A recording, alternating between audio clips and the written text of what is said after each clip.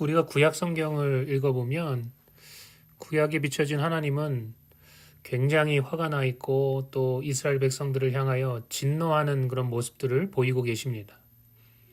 물론 이스라엘은 반복적으로 불신앙하고 불순종했죠. 그래서 늘 하나님의 준엄하신 심판이 뒤따랐습니다.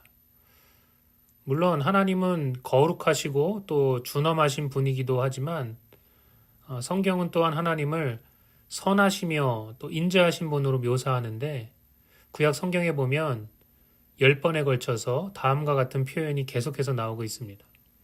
역대상 16장 34절에 보면 여호와께 감사하라 그는 선하시며 그 인자하심이 영원함이로다. 이 구절이 시편을 보면 계속해서 반복되고 있다라는 거죠. 그런데 문제는 뭐냐? 실상이 그렇게 비춰지지 않았다는 게 문제입니다. 구약 성경은 하나님을 너무나도 무섭고 두려운 분으로 늘 화가 나 있으시고 진노하시는 분으로 인정사정 볼 것 없이 심판하시고 정죄하시는 분으로 묘사하고 있다는 거죠. 왜 구약 시대의 그 하나님과 신약의 하나님이 다른 것처럼 보일까요? 우리는 하나님이 두 가지 성품을 가지고 계신 것을 잘 알고 있습니다. 첫 번째 하나님은 거룩하시죠? 레위기 11장 45절에 보면 나는 너희 하나님이 되려고 너희를 애굽 땅에서 인도하여 낸 여호와라. 내가 거룩하니 너희도 거룩할지어다. 이렇게 말씀하십니다. 하나님은 거룩하신 분이십니다. 두 번째로 하나님은 또한 사랑이십니다.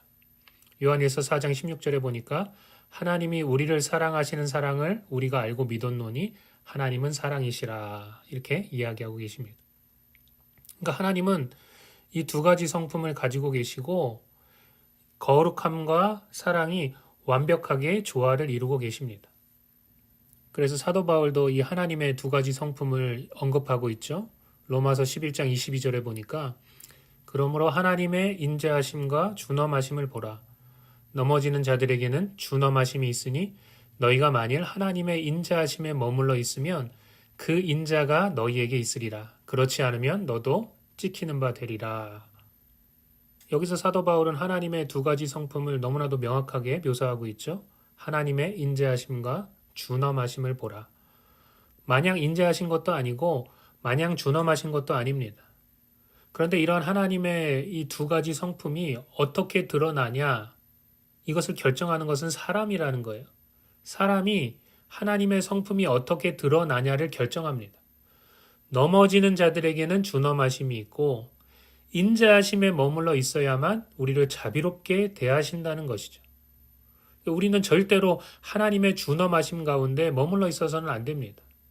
하나님의 진노와 심판에 인간이 맞서서는 안 된다는 거예요. 하나님의 뜻, 하나님의 방법, 하나님의 계획과 우리가 맞서게 될 때 우리는 넘어질 수밖에 없고 또 하나님의 진노하심에 부서질 수밖에 없다라는 것입니다. 물론 인간은 실수도 하고 연약하고 넘어지기도 합니다. 그러니까 넘어진 자들은 어떻게 해야 되냐? 회개하고 빨리 돌이켜서 겸손히 하나님의 인자와 긍휼을 구하며 그분께 나아가야 된다는 거예요. 하나님, 나를 긍휼히 여겨주십시오. 나를 불쌍히 여겨주십시오. 내가 하나님 앞에 범죄했습니다. 그럴 때 하나님은 우리를 긍휼히 여겨주신다는 것이죠. 그런데 여러분, 왜 구약 시대에 하나님은 그렇게 무섭고 두려운 분으로 거룩하고 준엄하신 분으로만 비춰졌을까요? 우리가 그것에 대해서 좀 알아볼 필요가 있습니다. 출애굽기 34장 6절 또 7절에 보면 이런 말씀이 나오는데 여호와께서 그의 앞으로 지나시며 선포하시되 여호와라 여호와라 자비롭고 은혜롭고 노하기를 더디하고 인자와 진실이 많은 하나님이라. 인자를 천대까지 베풀며 악과 과실과 죄를 용서하리라. 그러나 벌을 면제하지는 아니하고 아버지의 악행을 자손 3, 4대까지 보응하리라. 이렇게 말씀하고 계십니다. 그러니까 죄를 용서해 주시기는 하시는데 벌을 면제하지는 않는다라고 말씀하신다는 거죠. 다시 이야기하면 너희가 저지른 죄에 대한 책임은 너희가 져야 된다라고 말씀하고 계십니다. 그러니까 이 벌은 면제하지 아니하고라는 이 표현이 사실은 굉장히 무서운 표현인데 이것 때문에 하나님의 준엄하심이 구약시대에 강력하게 드러났다는 거예요. 왜냐하면 이스라엘 백성들이 죄를 워낙 많이 지었으니까요. 계속해서 불신앙하고 불순종하고 우상숭배하고 하나님께서 주신 그 법을 어겼기 때문에 그 죄값이 벌이 이스라엘 백성들에게 계속해서 드러났다는 것입니다. 예를 들어 볼까요? 다윗 왕이 밧세바와 간음을 저지르고 그의 남편 우리아를 살인 교사하지 않았습니까? 엄청난 죄죠. 다윗이 이 죄를 깨닫게 되었을 때 하나님 앞에 눈물로 회개했습니다. 그리고 하나님으로부터 용서를 받았죠. 그런데 그 죄에 대한 죄값, 그 벌은 이 다윗이 치렀다는 거예요. 사무엘하 12장 9절 이하에 보면 이것에 대한 말씀이 나옵니다. 여기 보면 그러한데 어찌하여 내가 여호와의 말씀을 업신이 여기고 나 보기에 악을 행하였느냐. 내가 칼로 햇사람 우리아를 치되 암몬 자손의 칼로 죽이고 그의 아내를 빼앗아 내 아내로 삼았도다. 이제 내가 나를 업신여기고 햇사람 우리아의 아내를 빼앗아 내 아내로 삼았은즉 칼이 내 집에서 영원토록 떠나지 아니하니라 하셨고 여호와께서 또 이와 같이 이르시기를 보라 내가 너와 내 집에 재앙을 일으키고 내가 내 눈 앞에서 내 아내를 빼앗아 내 이웃들에게 주리니 그 사람들이 내 아내와 더불어 백주에 동침하리라. 너는 은밀히 행하였으나 나는 온 이스라엘 앞에서 백주의 이 일을 행하리라 하셨나이다 하니 다윗이 나단에게 이르되 내가 여호와께 죄를 범하였노라 하매 나단이 다윗에게 말하되 여호와께서도 당신의 죄를 사하셨나니 당신이 죽지 아니하려니와 이 일로 말미암아 여호와의 원수가 크게 비방할 거리를 얻게 하였으니 당신이 낳은 아이가 반드시 죽으리이다 하고 라고 이야기하고 있습니다. 그러니까 하나님께서 다윗의 죄를 용서하시고 그 죄를 덮어주셨지만 그러나 그 죄값은 치르게 하셨다는 거예요. 그러니까 구약 시대를 보면 이스라엘 백성들은 이런 죄값을 치르는 데서 헤어나오지 못했습니다. 계속해서 불신앙하고 불순종을 반복했기 때문에 계속해서 하나님의 심판이 그들에게 임했던 것이죠. 그런데 신약 시대에 와서 어떤 일이 발생했습니까? 신약 시대에는 왜 판이 뒤집어졌습니까? 갈라디아서 3장 13절은 이렇게 이야기합니다. 그리스도께서 우리를 위하여 저주를 받은 바 되사 율법의 저주에서 우리를 속량하셨으니 기록된 바 나무에 달린 자마다 저주 아래 있는 자라 하였습니다. 율법, 즉 하나님의 뜻을 어김으로 말미암아 우리에게 임하는 그 저주, 그 죄값, 그 벌을 예수님께서 대신 받으셨다는 거죠. 그래서 그 율법의 저주에서 우리를 속량하셨다는 거예요. 디도서 2장 14절도 이렇게 이야기하죠. 그가 우리를 대신하여 자신을 주심은 모든 불법에서 우리를 속량하시고 우리를 깨끗하게 하사 선한 일을 열심히 하는 자기 백성이 되게 하려 하심이라.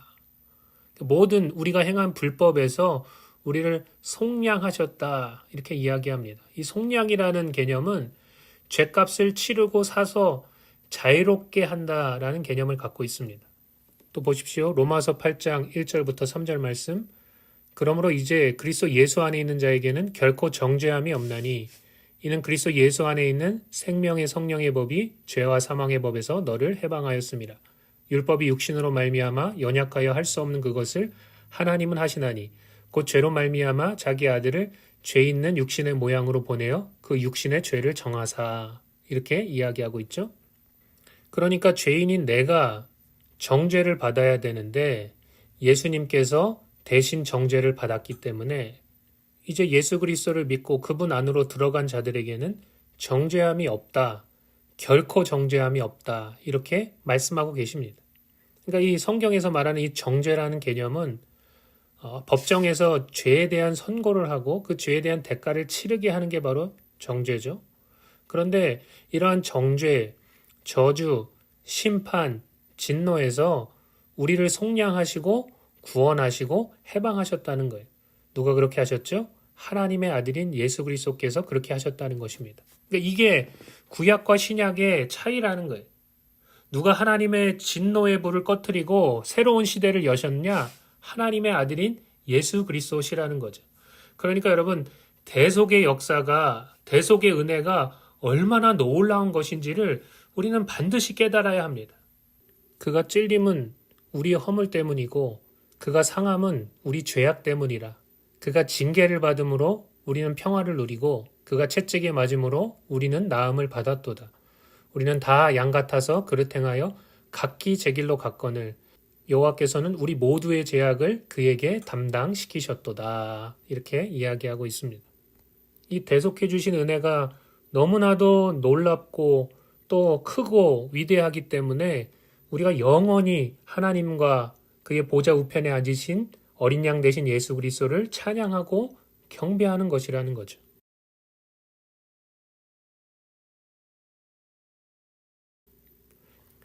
사실 예수님은 모든 인류의 죄악을 위해서 십자가에서 대속을 담당하셨습니다. 그러니까 모든 죄의 값이 치러졌다는 거죠. 아담으로부터 지금에 이르기까지 모든 인류의 죄악을 속죄하실 만큼 충분한 피를 흘리셨다는 거예요. 그런데 이 하나님의 놀라운 은혜, 십자가의 대속의 은총을 거부하는 자들이 있다라는 거죠. 마가복음 16장 16절은 이렇게 이야기합니다. 믿고 세례를 받는 사람은 구원을 얻을 것이요 믿지 않는 사람은 정죄를 받으리라. 누가 정죄를 받습니까? 이런 놀라운 하나님의 대속의 역사를 믿지 않는 사람들은 정죄를 받는다는 것이죠. 요한복음 3장 19절도 이렇게 이야기합니다. 그 정죄는 이것이니 곧 빛이 세상에 왔을 때 사람들이 자기 행위가 악함으로 빛보다 어둠을 더 사랑한 것이니라. 이 땅에 오신 빛 대신 예수 그리스도를 믿지 않고 그분을 영접하지 않고 거부한 것이 문제가 된다는 거죠. 그래서 요한복음 16장 8절 말씀은 이렇게 이야기합니다. 그가 와서 죄에 대하여, 의에 대하여, 심판에 대하여 세상을 책망하시리라. 죄에 대하여라 하면 그들이 나를 믿지 아니하며 의에 대하여라 하면 내가 아버지께로 가니 너희가 다시 나를 보지 못하며 심판에 대하여라 하면 이 세상 임금이 심판을 받았습니다. 이렇게 이야기하고 있습니다. 그러니까 왜 사람들이 지옥에 떨어지느냐? 단 한 가지 이유밖에 없다는 거예요. 예수를 믿지 않았기 때문에 지옥에 떨어진다는 거죠. 예수님은 우리가 구원을 얻을 수 있는 유일한 길입니다. 그 길을 거부하게 되면 당연히 지옥이 운명 지어질 수밖에 없고 또한 자기의 죄를 해결할 수 없기 때문에 그 죄를 짊어지고 지옥에 떨어질 수밖에 없습니다. 그러므로 우리 인생에 있어서 가장 중요한 것은 뭡니까? 예수 그리스도를 주인으로 또 우리의 유일한 구원자로 아는 것입니다. 영접하는 것입니다. 또한 믿고 섬기는 것입니다. 이것이 우리에게 절대적으로 필요하다는 것이죠.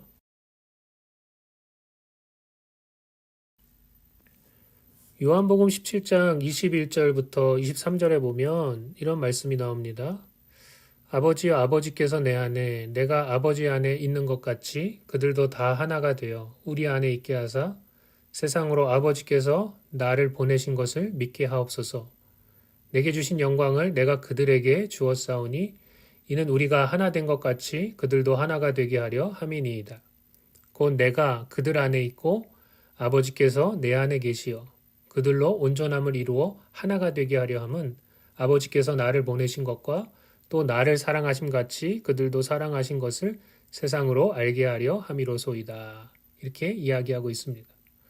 우리를 대속해 주신 이유가 뭐냐? 그 하나밖에 없는 아들을 이 땅에 보내서 십자가에서 희생하게 하신 이유가 뭐냐?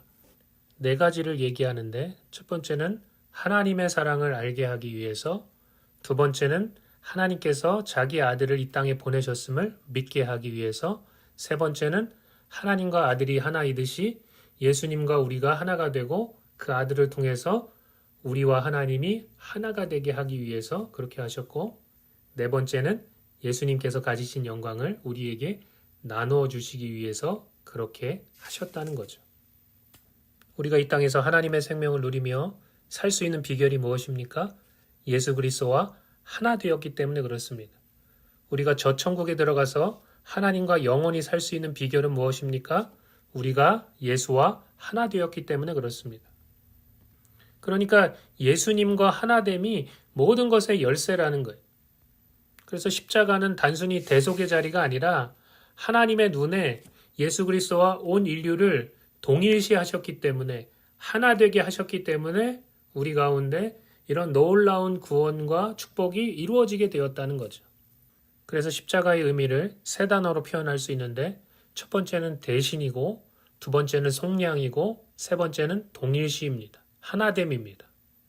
에베소서 2장 4절에 보니까 이렇게 말씀하고 있는데 긍휼이 풍성하신 하나님이 우리를 사랑하신 그 큰 사랑을 인하여 허물로 죽은 우리를 그리스도와 함께 살리셨고 너희는 은혜로 구원을 받은 것이라.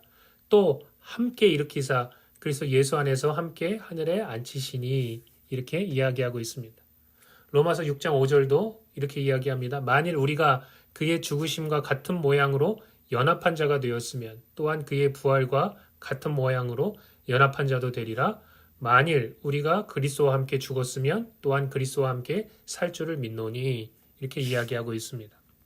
그러니까 예수 그리스도께서 십자가에서 죽으실 때 하나님은 예수 그리스도와 온 인류를 동일시하셔서 예수님이 죽으셨을 때 우리가 죽은 것이 되었고 또한 예수님께서 부활하셨을 때 우리가 부활한 것이 되었다는 것이죠.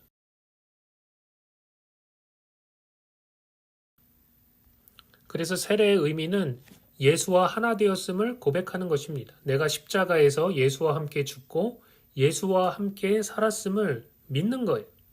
성경에 보면 세례에 대한 몇 가지 구절이 있습니다. 그것을 보면 그 세례의 의미가 굉장히 잘 드러나 있죠. 먼저 로마서 6장 3절 4절입니다. 무릇 그리스도 예수 합하여 세례를 받은 우리는 그의 죽으심과 합하여 세례를 받은 줄을 알지 못하느냐. 그러므로 우리가 그의 죽으심과 합하여 세례를 받음으로 그와 함께 장사되었나니 이는 아버지의 영광으로 말미암아 그리스도를 죽은 자 가운데서 살리심과 같이 우리로 또한 생명 가운데서 행하게 하려 함이라. 이렇게 이야기하고 있죠. 또 갈라디아서 3장 27절은 누구든지 그리스도와 합하기 위하여 세례를 받은 자는 그리스도로 옷 입었느니라. 이렇게 이야기하고 있습니다. 또 골로새서 2장 12절은 이렇게 이야기합니다. 너희가 세례로 그리스도와 함께 장사되고 또 죽은 자들 가운데서 그를 일으키신 하나님의 역사를 믿음으로 말미암아 그 안에서 함께 일으키심을 받았느니라. 이렇게 이야기하고 있습니다. 내가 예수 그리스도의 십자가의 은혜와 하나님의 사랑을 진정으로 믿게 될 때 예수 그리스도와 함께 죽고 또 예수 그리스도와 함께 사는 그런 생명의 역사가 일어나게 된다는 거예요. 그래서 그리스도인이 되고 거듭나게 되고 하나님의 자녀가 되는 것이죠. 그러니까 십자가의 그 대속과 또 예수 그리스도와의 하나됨이 너무나도 중요하기 때문에 계속해서 강조해도 지나치지 않습니다.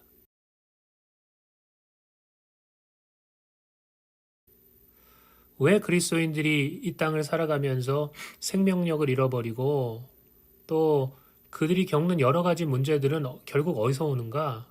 다른 어떤 데서 오는 것이 아닙니다. 골로새서 2장 19절에 보니까 머리를 붙들지 아니하는지라 온몸이 머리로 말미암아 마디와 힘줄로 공급함을 받고 연합하여 하나님이 자라게 하심으로 자라느니라. 너희가 세상의 초등학문에서 그리스도와 함께 죽었거든 어찌하여 세상에 사는 것과 같이 규례에 순종하느냐 이렇게 이야기하고 있습니다. 그러니까 자꾸 다른 거에 집중하고 시선을 빼앗김으로 정작 머리를 붙들지 못하는 거예요. 머리 대신 예수 그리스도를 붙들고 그분과 연합하는 것이 얼마나 중요합니까? 이것은 신앙생활의 모든 것입니다. 갈라디아서 2장 20절도 이렇게 이야기하죠. 내가 그리스도와 함께 십자가에 못 박혔나니 그런즉 이제는 내가 사는 것이 아니요 오직 내 안에 그리스도께서 사시는 것이라. 이제 내가 육체 가운데 사는 것은 나를 사랑하사 나를 위하여 자기 자신을 버리신 하나님의 아들을 믿는 믿음 안에서 사는 것이라. 이렇게 이야기하고 있습니다. 그러니까 십자가의 대속의 은혜가 우리를 예수 그리스도와 연합케 하고 또 그 십자가의 대속의 은혜가 우리가 어떻게 살아야 하는지 그 방향을 설정하게 한다는 거예요. 이제 내가 사는 건 아니고 나를 위해서 사는 건 아니고 우리를 사랑하사 십자가에서 자기 몸을 버리신 예수 그리스도를 위해서 예수 그리스도를 믿는 믿음 안에서 사는 것입니다. 그러니까 그리스도와 함께하는 삶이 그분과 연합하는 것이 우리의 신앙의 목표이고 또한 모든 것이라는 거죠. 대속의 은혜를 놓치지 마십시오. 예수 그리스도와 온전히 하나 되고 연합하십시오. 세상 끝날까지 주님께 굳게 붙어 있는 그런 저와 여러분들이 다 되시기를 예수님의 이름으로 축복합니다. 우리 다음 시간에 또 뵙도록 하겠습니다.